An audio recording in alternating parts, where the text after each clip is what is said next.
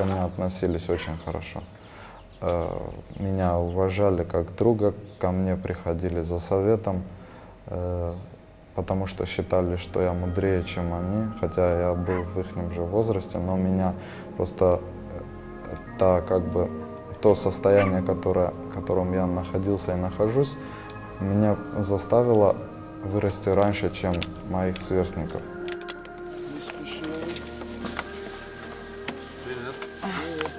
Здорово, парни.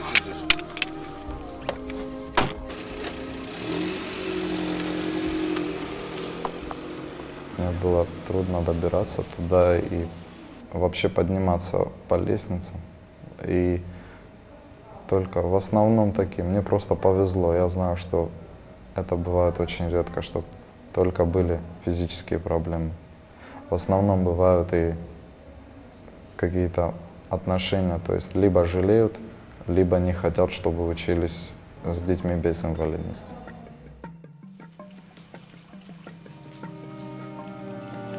Было где-то месяцев 6, когда мы заметили, что она ни на что не реагирует.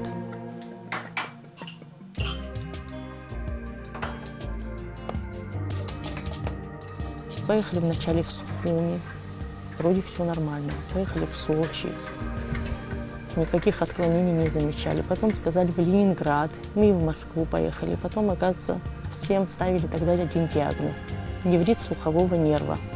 У нас тут таких лечебниц не было, чтобы лечили этот диагноз.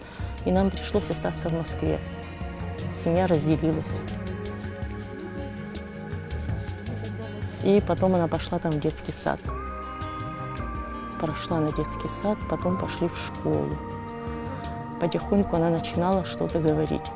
И вот дошли до 4 класса. Ну, какие-то азы она знала. Потом у нас началась война.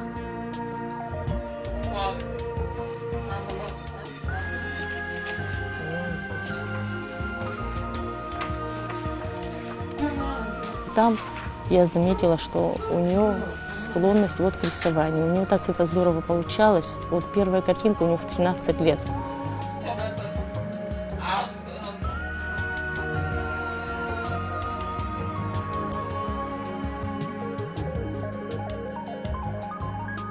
Ну, теперь вот сидим дома, она вроде общаться ни с кем не хочет.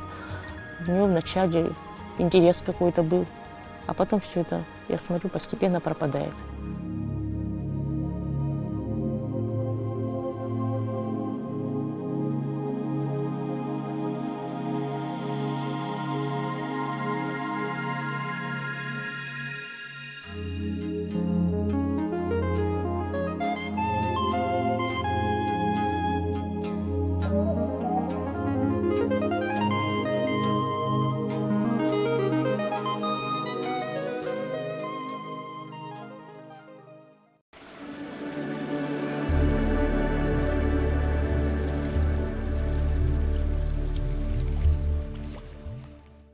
Сидя дома, незаметно то, что таких ребят много.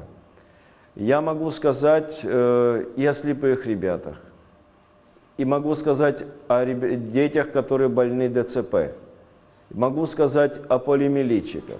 Почему мы считаем, что именно наша организация и подобные организации, которые существуют, способны интегрировать людей в общество лишь по той причине, потому что мы работаем сердцем, душой и желанием, чтобы то, что было при советском времени, каждый предназначен сам себе и практически живет на необитаемом острове среди людей, чтобы эта ситуация ушла далеко в прошлое.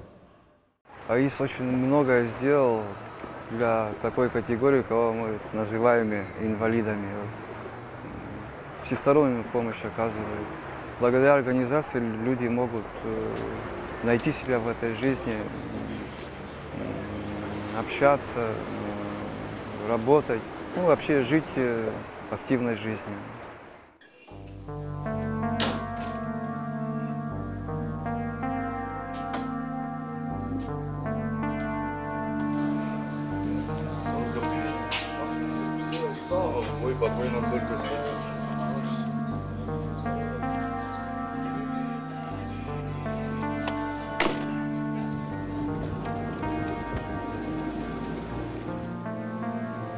2001 года работает направление клуба «Белая трость».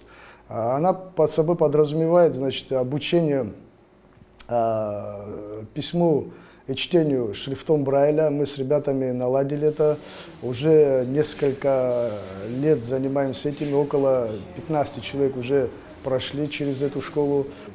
И с тех пор я получил возможность помочь не только себе, как бы в реабилитации, именно вот, найти себя в этом мире, а также помочь и другим ребятам, которые также, как я, которые имеют инвалидность и с детства, и приобретенные, значит, найти себя в этом мире, заняться какой-то полноценной работой. В 2003 году, значит, наладили компьютерное обучение JAWS, то есть синтезатор речи, озвучивание всего, что находится на экране, значит. Уже вторая группа у нас также занимается, поэтому около 7-8 человек уже прошли эти курсы.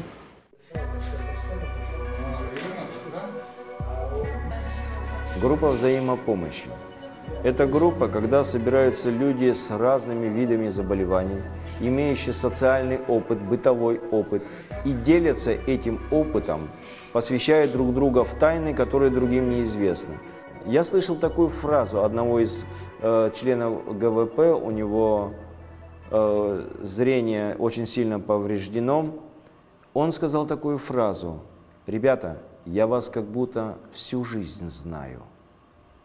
И вот в его словах не просто он произнес предложение, в его словах была такая любовь и радость, такое принятие к себе в душу нас, что, честно сказать, в тот момент у меня мурашки шли по коже.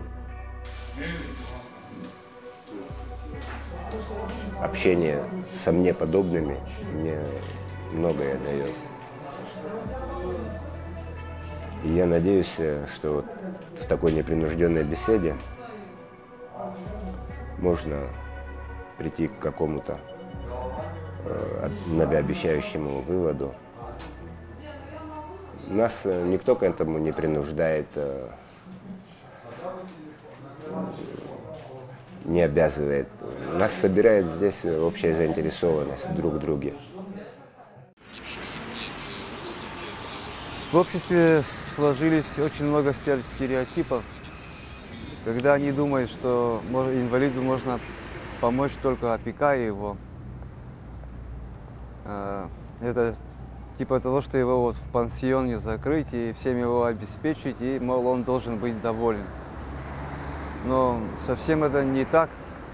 И люди, имеющие инвалидность, такие же члены общества, с такими же правами, потребностями. Я не ощущаю себя инвалидом. Наверное, проблема это или, наоборот, отсутствие многих проблем. У меня нет самосознания себя как инвалида. Здоровый человек без пятки или как-то надломленное, сгорбленное существо, которое влачит себя по жизни. Я отождествляю себя с первым. Если я человек с инвалидностью, я точно так же чувствую. Точно так же слышу этот прибой и ласкает мой слух, мою душу. Это нормально, это естественно. И точно так же любой другой парень там где-нибудь в Калифорнии или где-нибудь там, не знаю, там в Таиланде, точно так же сидит у берега моря или океана большого. Испытывает, наверное, приблизительно близкие какие-то чувства. Вот. Будет он на коляске там сидеть или на коляске. Какая разница?